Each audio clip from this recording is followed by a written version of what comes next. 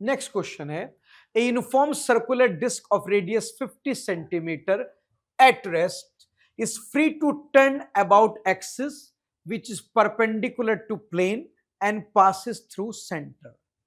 कहता है मेरे पास एक डिस्क है, यूनिफॉर्म सर्कुलर डिस्क, जिसका रेडियस है 50 सेंटीमीटर। वर्टिकल एक्सिस के अबाउट ये डिस्क रोटेट कर रही है ऐसे, इनिशियली रेस्ट पे है। A uniform circular disc of radius 50 centimetre at rest is free to turn. अभी आपकी डिस्क रेस्ट पे है, यानी कि इनिशियल एंगुलर स्पीड क्या है, 0, मगर ये फ्री टू टर्न है, मतलब चाहो तो टर्न ले सकती है, कोई बाउंडेशन नहीं है। आप चाहो तो इस डिस्क को टर्न दिलवा सकते हो, फ्री टू टर्न है, फ्री टू रोटेट है, ठीक है। तो अभी आपकी सर्कुलर डिस्क रेस्ट पे है, लेकिन फ्री टू रोटेट है, आप चाहो तो उसको रोटेट करा सकते हो। आगे क्या लिखा है, it is subjected to a torque which produces angular acceleration to.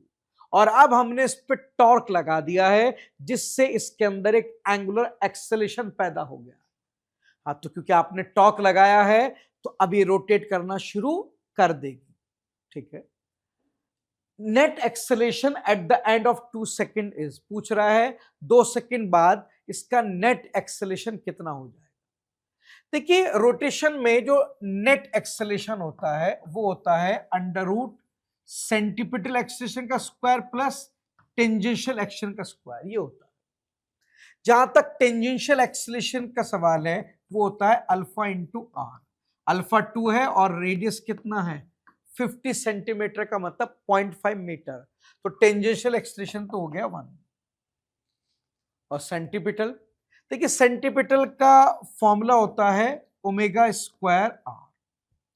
अब आपको एक्सेलरेशन चाहिए 2 सेकंड पे, तो आपको पता लगाना पड़ेगा 2 सेकंड पर उसकी एंगुलर वेलोसिटी कितनी होगी।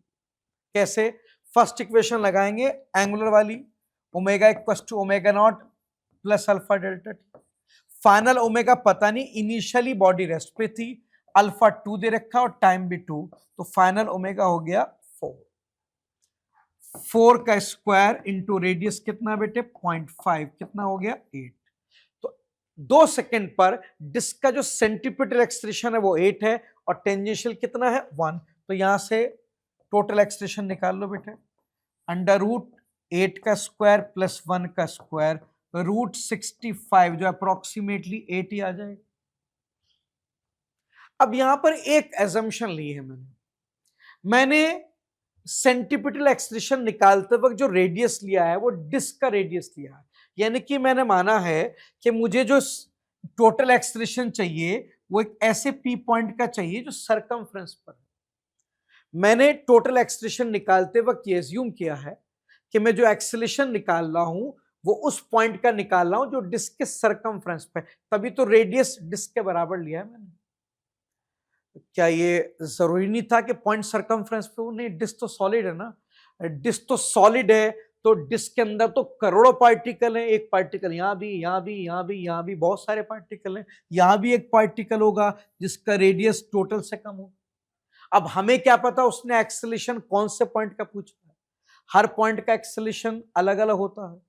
अब ये उसने क्लियर नहीं किया, उसने कहा था it's net acceleration in at the end of 2 second. उसने ये नहीं बताया कि हमें एक्सेलरेशन किस पॉइंट का बताना है, तो हमने एज्यूम कर लिया हमें एक्सेलरेशन किसका चाहिए, एक ऐसे पी पॉइंट का चाहिए जिसके सरकमफ्रेंस पे, क्योंकि अगर ये पॉइंट सरकमफ्रेंस पे ना हो के कहीं और होता तो एग्जामिनर उस पॉइंट का रेडियस जरूर बताता, अदरवाइज हम क्वेश्चन कर ही नहीं पाएंगे उसका। तो अगर एग्जामिनर हमसे कहे कि पॉइंट सरकमफ्रेंस पे नहीं इनसाइड द डिस्क है यहां, तो उसे बताना पड़ेगा इस पी पॉइंट का रेडियस कितना।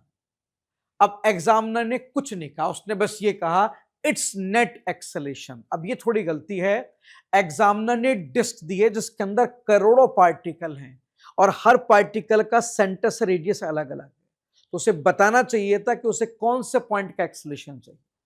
अब क्योंकि बताया नहीं तो हम समझ गए थे कि उसने सरकमफ्रेंस पे पॉइंट लिया है, क्योंकि सरकमफ्रेंस पे जो पॉइंट होगा उसका रेडियस डिस्क के रेडियस के बराबर होगा, जो हमें मालूम है, ठीक है। तो मैंने आपसे इसे देखो बेटे, मैंने सेंटीपिटल एक्सेलरेशन निकालते वक्त जो अपने पॉइंट का रेडियस लिया है वो सरकमफ्रेंस के रेडियस के बराबर लिया है, ठीक है। तो ये जो एक्सेलेरेशन आया, टोटल एक्सेलेरेशन, ये एक ऐसे पॉइंट का आया है जो डिस्क के सरकमफ्रेंस पे लाई करेगा। आंसर कितना हो जाएगा? अप्रोक्सीमेटली 8 हो जाएगा। नेक्स्ट क्वेश्चन है, angular speed of a wheel of vehicle is increased from 360 rpm to 1200 rpm in 14 seconds. Its angular acceleration is, अब ये तो डायरेक्ट फॉर्मूला बेस्ड क्वेश्चन है। आपको पता है फाइनल एंगुलर स्पीड होता है initial angular speed plus alpha times delta t. Final angular speed कितनी है? Angular speed increases from 360 to 1200, ये फाइनल ओमेगा हो गया और ये इनिशियल ओमेगा। फाइनल ओमेगा है 1200 आरपीएम। आरपीएम का मतलब है रिवॉल्यूशन पर मिनट, ये स्टैंडर्ड यूनिट नहीं है। एक रिवॉल्यूशन में 2 पाई रेडियन होते हैं और 1 मिनट में 60 सेकेंड होते हैं। तो 1200 आरपीएम था, 2 पाई से मल्टीप्लाई करो, रिवॉल्यूशन रेडियन में कन्वर्ट होगा, पर मिनट, मिनट को 60 लिखो, सेकंड में कन्वर्ट होगा। अब ये ओमेगा रेडियन पर सेकंड में आ गया। इनिशियल ओमेगा 360 है, उसे भी कन्वर्ट करो 2 पाई बाय 60 से। एंगुलर एक्सेलरेशन कितना है पूछा है और टाइम कितना दिया है उसने? 14 सेकंड। अब बेटे यहां से कैलकुलेशन करनी है, तो ये इसे कैंसिल कर देगा बेटे 20 से, ये से कैंसिल करेगा 6 से, तो ये आएगा 40 pi equals to 12 pi plus 14 alpha. 12 pi इसमें से माइनस करेंगे तो कितना आएगा बेटे? यह आ जाएगा आपका 28 पाई इक्वल्स टू 14 अल्फा, तो अल्फा आ गया 2 पाई, और अगर पाई की वैल्यू रख दें आप 3.14 तो 6.28 आंसर आ गया, ठीक है। तो 2 पाई कह दें या फिर 6.28, 2 पाई अवेलेबल है, वही टिक कर दीजिए। नेक्स्ट क्वेश्चन में लिखा है, a rope is bound around a hollow cylinder of mass 3 kg and radius 40 centimetre. हमारे पास एक हॉलो सिलेंडर है जिसका रेडियस दे रखा है r, मास दे रखा है m, और इसके ऊपर हमने एक रस्सी लपेट रखी है इस तरह से, इस तरह से। आगे क्या लिखा है? What is the angular acceleration of cylinder if rope is pulled with force 30 Newton. अगर इस रस्सी को मैं 30 न्यूटन से नीचे की तरफ पुल करूं, रस्सी को 30 न्यूटन से नीचे पुल करूं, तो पूछ रहा है इस सिलेंडर का एंगुलर एक्सेलरेशन अल्फा कितना होगा। अगर मैं ये वाला फॉर्मूला लगाऊं, net torque equals to I alpha, ये फॉर्मूला 2 पॉइंट के अबाउट वैलिड होता है, क्या तो सीएम या फिक्स पॉइंट। मैं सीएम के अबाउट लगा रहा हूं। अब बताओ सीएम के अबाउट कौन टॉर्क देगा? इसका एमजी तो नहीं देगा क्योंकि एमजी सीएम से पास हो रहा है, और टेंशन देगा, टेंशन सीएम से पास नहीं हो रहा, बल्कि टेंशन तो वहां से कितने डिस्टेंस पे है? आर। तो टेंशन कितना टॉर्क देगा? टेंशन 30 न्यूटन, रेडियस आर कितना है? 40 सेंटीमीटर। आई, हॉलो सिलेंडर का आईसीएम होता है mr स्क्वायर, मास 3 kg है और रेडियस 0.4 इंटू अल्फा। पूरे फॉर्मूले में एक ही अननोन अल्फा, वही निकालना है। 1.4 तो से कैंसिल ही कर देगा, 3 इसको 10 से कैंसिल करेगा, तो 10 इक्वल्स टू 0.4 अल्फा। तो यहां से अल्फा आ गया 10 डिवाइड बाई 0.4 यानी कि 25। तो 25 रेडियन पर सेकेंड स्क्वायर अल्फा आ जाएगा बेटे। तो ये अल्फा आ गया एंगुलर एक्सेलरेशन, और एंगुलर एक्सेलरेशन कितना होगा? 25 रेडियन पर सेकेंड स्क्वायर। यूनिट ध्यान रखना, अल्फा पूछा है तो रेडियन पर सेकेंड स्क्वायर में आएगा, मीटर पर सेकेंड स्क्वायर में नहीं आएगा, ठीक। नेक्स्ट क्वेश्चन में लिखा है, 3 object A, B and C each have same mass, same radius. They all spin with same angular speed omega about their own symmetry axis. Symmetry axis वो होती है जो बॉडी के सीएम से पास हो और उनके प्लेन के परपेंडिकुलर हो। सिमेट्री एक्सिस उसे बोलते हैं जो एक्सिस बॉडी के सेंटर ऑफ मास से पास हो और बॉडी के प्लेन के परपेंडिकुलर। हमारे पास 3 बॉडी हैं, body A solid sphere, body B circular disc, body C circular ring. तीनों के पास सेम मास है, सेम रेडियस है और तीनों सेम ओमेगा से रोटेट कर रहे हैं उस एक्सिस के अबाउट जो उनके सीएम से पास होगा और प्लेन के परपेंडिकुलर। आगे, the amount of work required to bring them to rest, पूछ रहा है उन्हें रोकने के लिए कितना काम करना पड़ेगा। देखिए, according to work energy theorem, work बराबर होता है फाइनल काइनेटिक माइनस इनिशियल। आप चाहते हैं बॉडी रेस्ट पे आ जाए, तो फाइनल काइनेटिक तो जीरो हो गई, और इनिशियली बॉडी रोटेट कर रही थी, इनिशियल काइनेटिक हो गई हाफ आई ओमेगा स्क्वायर। तो वर्क को मैं लिख सकता हूं minus half I omega square. ठीक है, माइनस तो सिर्फ इंडिकेटिव, वो आपको बता रहा है कि नेगेटिव वर्क हुआ, यानी कि आपने जो वर्क किया होगा वो डिस्प्लेसमेंट के अगेंस्ट किया होगा। जब हम वर्क उसके मूवमेंट के अगेंस्ट करते हैं तो ऐसे वर्क को नेगेटिव कहा जाता है, तो वो तो करना ही पड़ेगा। आपको डिस्क को रोकना है तो ऑब्वियसली आपको एक अपोजिंग टॉर्क लगाना पड़ेगा। हाँ, तो बस माइनस वही इंडिकेट करना है। हमें क्या जानना, हमें जानना है कि तीनों में सबसे ज्यादा वर्क किस में करना पड़ेगा। देखिए, तीनों का ओमेगा सेम है, तो अगर ओमेगा सेम है तो वर्क सीधे सीधे आई पे डिपेंड कर रहा है। अब आपको पता है सॉलिड स्फीयर का आई कितना होता है, 2/5 mr स्क्वायर। 2/5 को लिख सकते हैं 0.5 mr स्क्वायर। बॉडी 20 डिस्क है, उसका मोमेंट ऑफ इनर्शिया होता है हाफ mr स्क्वायर, यानी कि 0.5 mr स्क्वायर। सी रिंग है और रिंग का मोमेंट ऑफ इनर्शिया होता है mr स्क्वायर। सबसे ज्यादा मोमेंट ऑफ इनर्शिया रिंग का है, उसका कोफिशिएंट 1 है। उसके बाद डिस्क का है, सबसे कम सॉलिड स्फीयर का।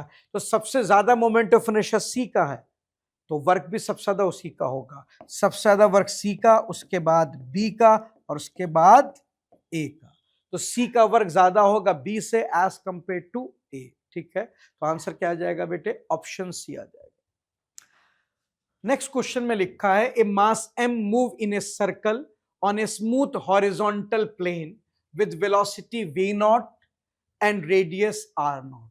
बेटे यहां पर हमारे पास एक पार्टिकल है मास m का, जो इस सर्कल में रोटेट कर रहा है। हॉरिजॉन्टल सर्कल है बेटे, इस सर्कल में रोटेट कर रहा है ऐसे। ठीक है, आगे, the mass is attached to a string which pass through a smooth hole in plane. देखिए, ये जो मास है आपका, ये एक रस्सी से कनेक्ट है। ये रही रस्सी, ये रही, और ये रस्सी यहां तक आएगी। रस्सी का एक किनारा तो पार्टिकल से कनेक्ट है, दूसरा किनारा यहां तक आया सेंटर तक, और होल के थ्रू नीचे पास हो गया ऐसे। ठीक है, तो एक हमारे पास समझिए एक हॉरिजॉन्टल टेबल है, ऐसी हॉरिजॉन्टल टेबल है। इस हॉरिजॉन्टल टेबल पे पार्टिकल सर्कल में चल रहा है ऐसे ऐसे। उसके सेंटर पे एक होल है, रस्सी पार्टिकल से अटैच होकर सेंटर तक आएगी, होल से पास होकर नीचे जाएगी ऐसे। आगे क्या लिखा है, the tension in string is increase gradually and finally m moves in a circle of radius r/2। कहता है कि मैं इस रस्सी को ग्रेजुअली नीचे की तरफ खींचूंगा, मैं इस रस्सी को ग्रेजुअली नीचे की तरफ धीरे धीरे खींचूंगा इस तरह से, ताकि इसका रेडियस r से घटकर क्या हो जाए, r/2 हो जाए। सर अगर रेडियस घटेगा तो वेलोसिटी भी बदलेगी उसकी, क्यों? देखिए, आपने जो फोर्स लगाया है वो सेंटर से पास हो रहा है, तो अबाउट सेंटर ये कोई टॉर्क पैदा नहीं करेगा, और in absence of external torque angular momentum conserve रहेगा। इनिशियल एंगुलर मोमेंटम बराबर होगा फाइनल एंगुलर मोमेंटम। इनिशियली मास m है, speed v not, radius r not. Finally mass same रहेगा, स्पीड बदल जाएगी, v नॉट से v, और रेडियस r0/2 हो गया है, लिखा है। तो आप देखो नई स्पीड कितनी आ गई, 2v not. Angular momentum conservation के अकॉर्डिंग अब वेलोसिटी बदलकर 2v नॉट हो गई। आगे क्या लिखता है, the final kinetic energy will be, पूछ रहा है बताइए फाइनली काइनेटिक एनर्जी क्या होगी। देखिए, फाइनल काइनेटिक कैसे निकालेंगे आप, हाफ m फाइनल स्पीड का square, final speed 2v not है, तो आंसर आ जाएगा बेटे 2mv नॉट स्क्वायर। ठीक है, तो ये आंसर आएगा आपका बी ऑप्शन, चेक कर लीजिए। इस क्वेश्चन में लिखा है circular disc of moment of inertia IT is rotating in horizontal plane about symmetry axis with angular speed omega I। मेरे पास एक सर्कुलर डिस्क है जिसका मोमेंट ऑफ इनर्शिया है आई टी और ये रोटेट कर रही है with angular speed omega I, ठीक है। Another disc of moment of inertia I B is dropped coaxially onto the rotating disc. अब मेरे पास एक दूसरी डिस्क है जिसका moment of inertia I B है, मैंने उसको इसके ऊपर ड्रॉप कर दिया, मतलब मैंने दूसरी डिस्क को इसके ऊपर रख दिया है। तो फिर इससे डिस्क कितनी हो जाएंगी? दो हो जाएंगी। नीचे वाली डिस्क का moment of inertia I T, ऊपर वाले का आई बी। अब आपने चलती हुई डिस्क के ऊपर एक दूसरी डिस्क रख दी तो इससे ओमेगा में बदलाव आ जाएगा। लेटेस्ट से ओमेगा कितना हो जाएगा? Omega F. अब फाइनली ओमेगा बदल जाएगा, ठीक है। आगे क्या लिखा है? इनिशियली द सेकेंड डिस्क है जीरो एंगुलर वेलोसिटी। कहता है ये जो हमने सेकेंड डिस्क डाली है ना, इसके पास इनिशियली कोई ओमेगा नहीं था, मतलब पहली डिस्क इनिशियली रोटेट कर रही थी ओमेगा आई से, मगर दूसरी डिस्क रेस्ट पे थी। तो जब मैंने दूसरी को पहली पे रखा तो इनिशियली पहली डिस्क रोटेट कर रही थी विद एंगुलर स्पीड ओमेगा आई, दूसरी रेस्ट पे थी। और जब मैं दोनों को रख दूंगा, मिला दूंगा, तो दोनों मिलके कंबाइंड फॉर्म में रोटेट करेगी विद एंगुलर स्पीड लेटेस्ट से ओमेगा, वो लिखा है देखो। Eventually both disc rotate with angular speed omega. अब इनिशियली दोनों की एंगुलर स्पीड अलग अलग थी, पहली डिस्क रोटेट कर रही थी, दूसरी रेस्ट पे थी, मगर जब दूसरी वाली को पहले पे रख दिया तो दोनों मर्ज होके कंबाइंड फॉर्म में फाइनली एक कॉमन ओमेगा से रोटेट करेंगे, दैट इज ओमेगा। आगे क्या लिखा है? The energy lost by initially rotating disc due to the friction. कहता है कि ये बताइए कि इस प्रोसेस में जो एनर्जी लॉस होगी वो कितना होगी। अब अगर इसे आप मैन्युअली सॉल्व करना चाहते हैं तो सिंस आपने कोई एक्सटर्नल टॉर्क अप्लाई नहीं किया तो आप पहले तो एंगुलर मोमेंटम कंजर्व कीजिए, उससे आपको फाइनल ओमेगा पता लग जाएगा, ठीक है।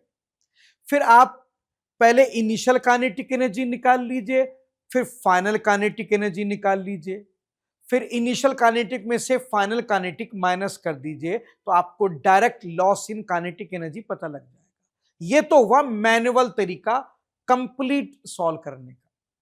मगर हमारे पास एक शॉर्टकट भी होता है, हमारे पास एक शॉर्टकट है बेटा। अगर एक डिस्क इनिशियली ओमेगा 1 से रोटेट हो रही हो with moment of inertia I1 और दूसरी डिस्क रोटेट हो रही हो इनिशियली ओमेगा 2 से with moment of inertia I2, अगर हमारे पास दो अलग अलग डिस्क अलग अलग मोमेंट ऑफ इनर्शिया से रोटेट हो रही है तो जब मैं उन्हें मर्ज करूंगा तो ड्यूरिंग कॉम्बिनेशन जो एनर्जी लॉस है उसका हमारे पास डायरेक्ट फॉर्मूला होता है half I1 I2 upon I1 plus I2 omega 1 minus plus omega 2 का होल स्क्वायर। ये फॉर्मूला आपको डायरेक्ट बता देगा कॉम्बिनेशन के वक्त एनर्जी लॉस कितना हो। अंदर माइनस साइन तब लेंगे जब इनिशियली दोनों के ओमेगा सेम डायरेक्शन में होंगे। अगर इनिशियल ओमेगा सेम डायरेक्शन में है तो फॉर्मूले में माइनस यूज करेंगे, और प्लस साइन फॉर्मूले में तब रखते हैं जब उनके इनिशियल ओमेगा अपोजिट डायरेक्शन में हो।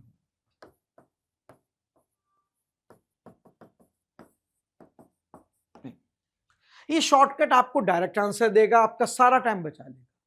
तो अगर आपको मैन्युअली सॉल्व करना है तो आप पहले एंगुलर मोमेंटम कंजर्व करके फाइनल ओमेगा निकाल लें, फिर एक बार इनिशियल काइनेटिक निकालें पूरे सिस्टम की, फिर एक बार फाइनल काइनेटिक निकालें पूरे सिस्टम की, फिर इनिशियल काइनेटिक में से फाइनल काइनेटिक माइनस करें तो आपको मैन्युअली पता लगेगा लॉस इन काइनेटिक कितनी।